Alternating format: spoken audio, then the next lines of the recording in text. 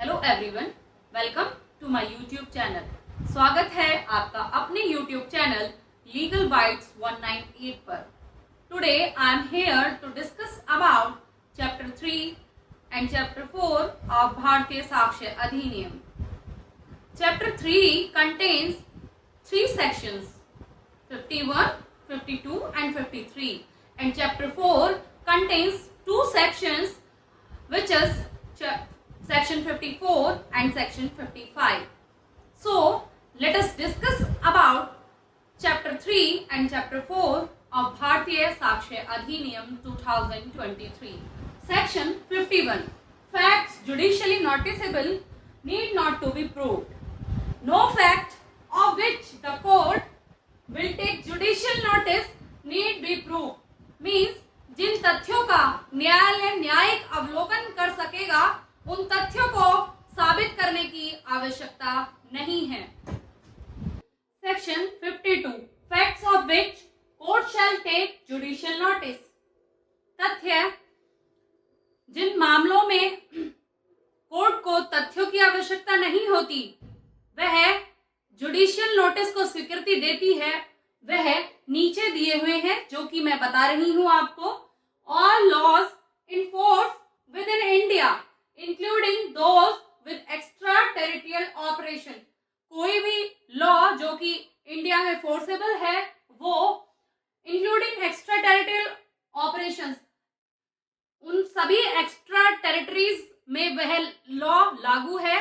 उन सभी को, इंटरनेशनल ट्रीटीज को, एग्रीमेंट्स को, समझौते को और कन्वेंशन बाय इंडिया और जो संधियां इंडिया के द्वारा की गई हैं उनको, और decisions made in international bodies और जो डिसीजंस इंटरनेशनल बॉडीज में लिए गए हैं या बनाए गए हैं वो, और proceedings of the constituent assembly, parliament and state legislature.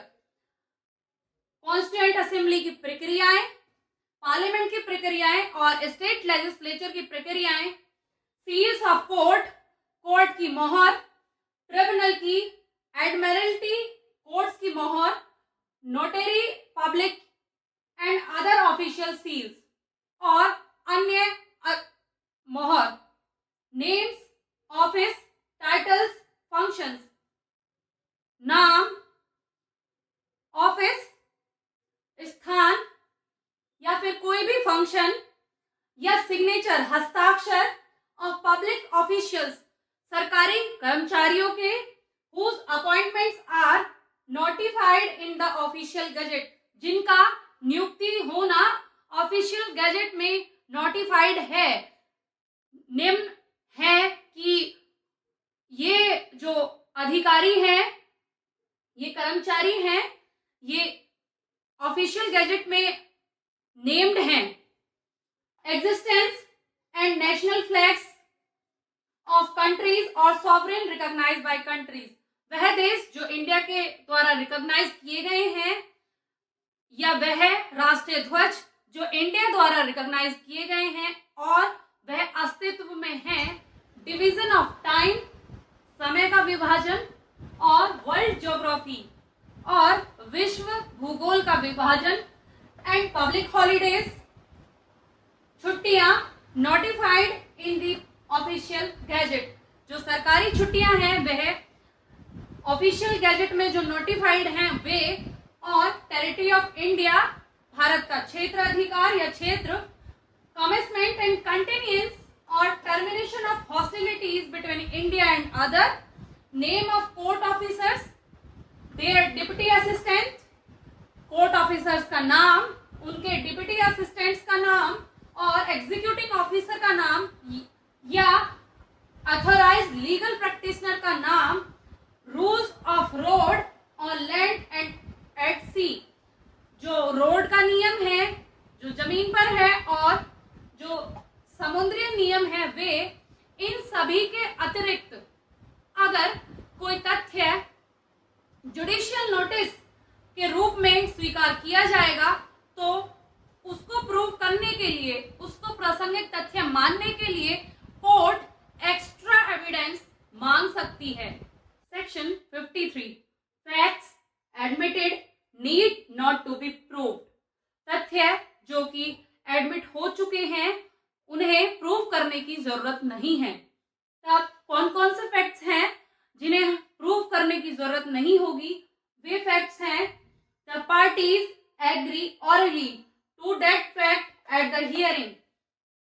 दोनों पार्टीज अपनी स्वीकृति देती हैं सुनवाई के वक्त, ऑरली मौखिक रूप से अपना बयान देती हैं, और they agree in writing before the hearing, और वह दोनों स्वीकृति देती हैं लिखित रूप में हियरिंग से पहले, सुनवाई से पहले, और fact is deemed admitted by the pleading, और जो तथ्य है वह दलीलों के द्वारा एडमिट किया गया है under the rules of pleading and force. जो प्लीडिंग के रूल्स हैं उनके तहत जो दलीलें दी गई हैं उसके द्वारा एडमिट किया गया है कोई भी तथ्य। वह सभी तथ्य जो कि ये ऑरली की दिए गए हैं या फिर रिटन दिए गए हैं या फिर दलीलों द्वारा एडमिट किए गए हैं, उन सभी तथ्यों को प्रूव करने की जरूरत नहीं होगी। However the court retains discretion. किंतु यह भी हो सकता है कि कोर्ट इन सभी को प्रूव करने के लिए प्रूफ मांग सकती है। यह कोर्ट का अपना विवेक है कि वह इन सभी तथ्यों को प्रूव करने के लिए प्रूफ मांग भी सकती है और इन्हें एज इट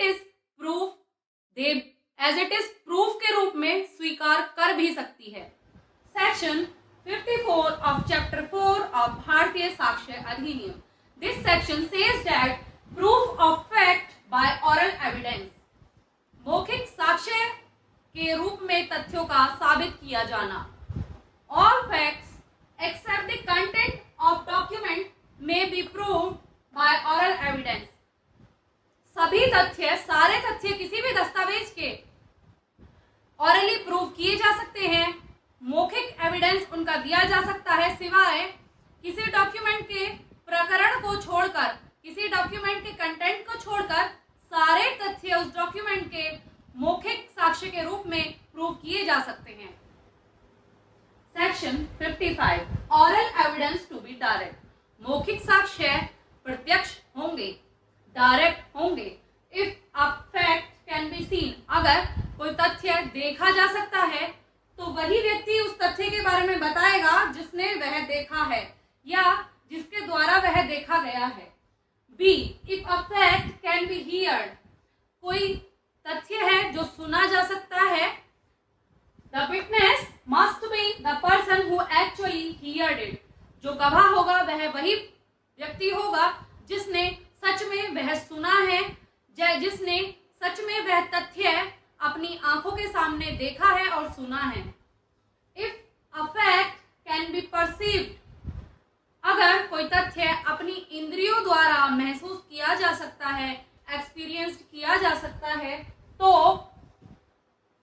जैसे कि स्मेल, टेस्ट या टच, सुगंध से या फिर उसे छूकर या फिर उसे चखकर, अगर कोई भी तथ्य प्रूव किया जा सकता है तो वही पर्सन उसे प्रूव की करेगा जिसने या तो उसे चखा हो या फिर उसे सुगंधित किया हो उसे, और या फिर उसने उसे टच किया हो।